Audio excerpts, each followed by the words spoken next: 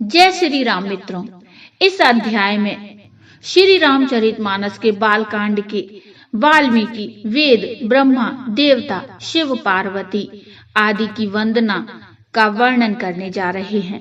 प्रसंग शुरू करने से पहले पूज्य गोस्वामी श्री तुलसीदास जी महाराज को मेरा कोटि कोटि नमन। सबसे पहले सोरठा आता है। बंदौ मुनि पद कंजु रामायण जेहि निर्मयऊ, सखर सुकोमल मंजू दोष रहित दूषण सहित। मैं उन वाल्मीकि मुनि के चरण कमलों की वंदना करता हूँ जिन्होंने रामायण की रचना की है, जो खर राक्षस सहित होने पर भी खर यानी कठोर से विपरीत बड़ी कोमल और सुंदर हैं, तथा जो दूषण यानी राक्षस सहित होने पर भी दूषण अर्थात दोष से रहित हैं। बंदौ चारियों वेद भव बारिदि बोहित सरिस, जिनहि न सपने खेद वर्णत रघुबर विशद जसु। मैं चारों वेदों की वंदना करता हूँ जो संसार समुद्र के पार होने के लिए जहाज के समान है, तथा जिन्हें श्री रघुनाथ जी का निर्मल यश वर्णन करते स्वप्न में भी खेद यानी थकावट नहीं होती। बंदौ विधि पद रेणु भव सागर जेहि कीन जह, संत सुधा शशि धेनु प्रगटे खल विष वारुणी। मैं ब्रह्मा जी के चरण रज की वंदना करता हूँ जिन्होंने भव सागर बनाया है, जहाँ से एक ओर संत रूपी अमृत चंद्रमा और कामधेनु निकले और दूसरी ओर दुष्ट मनुष्य रूपी विष और मदिरा उत्पन्न हुई। अब दोहा आता है। विबुध विप्र बुध ग्रह चरण, बंदी कहूँ कर जोरी, होई प्रसन्न पूर्वहु सकल, मंजू मनोरथ मोरी। देवता, ब्राह्मण, पंडित, ग्रह इन सब के चरणों की वंदना करके हाथ जोड़कर कहता हूँ कि आप प्रसन्न होकर मेरे सारे सुंदर मनोरथ को पूरा करें। अब चौपाई आती है। पुनि बंदौ सादर सुर सरिता, जुगल पुनीत मनोहर चरिता।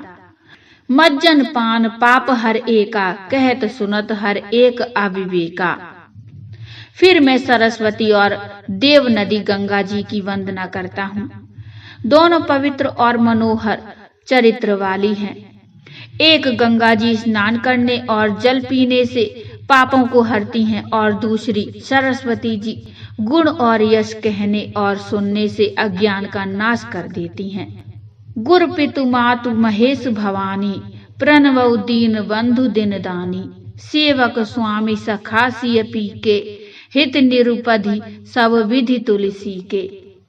श्री महेश और पार्वती को मैं प्रणाम करता हूँ जो मेरे गुरु और माता पिता हैं, जो दीन बंधु और नित्य दान करने वाले हैं, जो सीतापति श्री रामचंद्र जी के सेवक स्वामी और सखा हैं, तथा मुझ तुलसीदास का सब प्रकार से कपट रहित हित करने वाले हैं।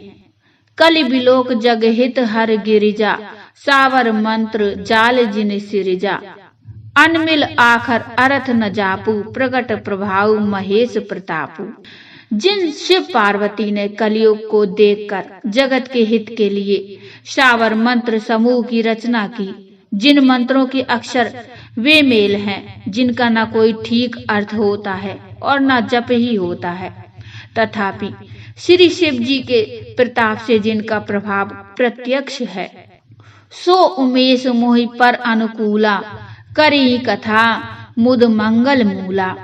सुमिरी शिवा शिव पाई पसाऊ, बसनऊ रामचरित चित चाऊ। वे उमापति शिव जी मुझ पर प्रसन्न होकर श्री राम जी की इस कथा को आनंद और मंगल की मूल उत्पन्न करने वाली बनाएंगे।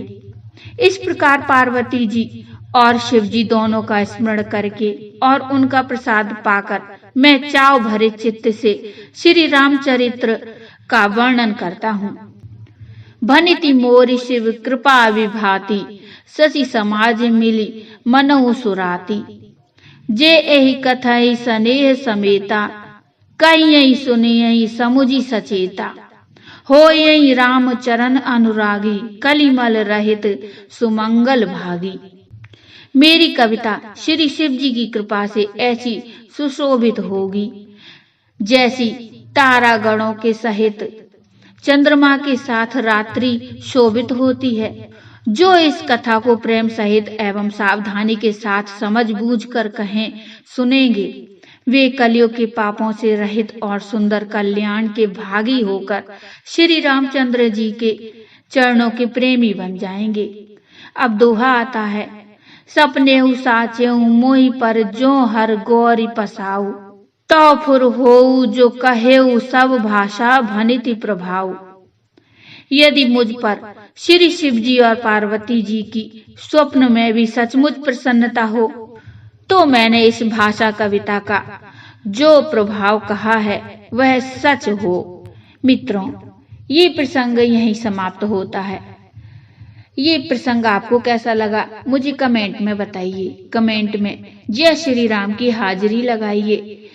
प्रसंग अच्छा लगा हो तो लाइक करिए और चैनल को सब्सक्राइब कर लीजिए।